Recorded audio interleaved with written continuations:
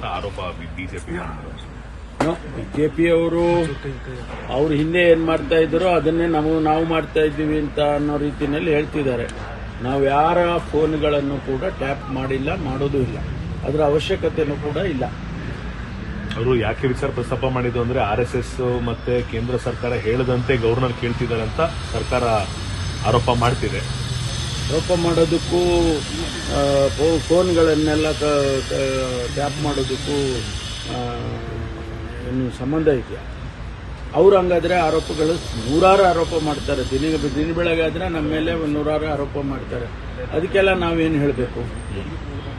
ಆರೋಪ ಮಾಡಿದರು ಅಂತ ಹೇಳಿದ ಕ್ಷಣಕ್ಕೆ ಅವರ ಪರ್ಸನಲ್ ಇದಕ್ಕೆಲ್ಲ ನಾವು ಹೋಗ್ತೀವಿ ಅನ್ನೋದು ಶುದ್ಧ ತಪ್ಪು. ನಾವು ಯಾರದನ್ನು ಕೂಡ ಫೋನ್ ಟ್ಯಾಪ್ ಮಾಡಿಲ್ಲ, ಮಾಡೋದಿಲ್ಲ.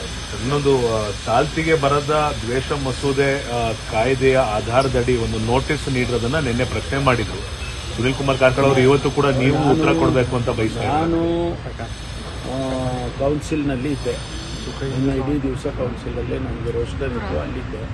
ಆ ಸಂದರ್ಭದಲ್ಲಿ ಅದನ್ನು ಪ್ರಶ್ನೆ ಮಾಡಿದ್ದಾರೆ.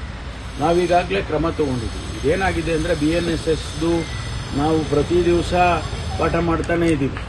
ಎಲ್ಲ ಅಧಿಕಾರಿಗಳಿಗೂ ಕೂಡ BNSSದು ಪಾಠ ಮಾಡಿ ಅವರಿಗೆ ತಿಳಿ ಹೇಳಿ ಅರ್ಥೈಸಿ ಎಲ್ಲ ಮಾಡ್ತಾ ಇದ್ದೀವಿ. ಈ ಮಧ್ಯದಲ್ಲಿ ಅವನು ನಾನು ಆ ರೀತಿ ಬರೆದಿದ್ದಾನೆ ಅಂತ ಹೇಳಿ ಆ ಇನ್ಸ್ಪೆಕ್ಟರ್ ಮೇಲೆ ಈಗಾಗಲೇ ನಾವು ಕ್ರಮ ತಗೊಂಡಿದ್ದೀವಿ. ಅವರಿಗೆ ಶಿಸ್ತಿನ ಕ್ರಮ ತಗೊಂಡಿದ್ದೀವಿ. ಈ ತಪ್ಪುಗಳು ಆದಾಗ ನಾವು ಅದನ್ನು ಸರಿಪಡಿಸೋದು ನಮ್ಮ ಕೆಲಸ, ನಾವು ಮಾಡ್ತೀವಿ. ಅದರದ್ದೇನು ಇವರು ಹೇಳಿದ ಕ್ಷಣಕ್ಕೆ ಏನಾಗೋದಿಲ್ಲ.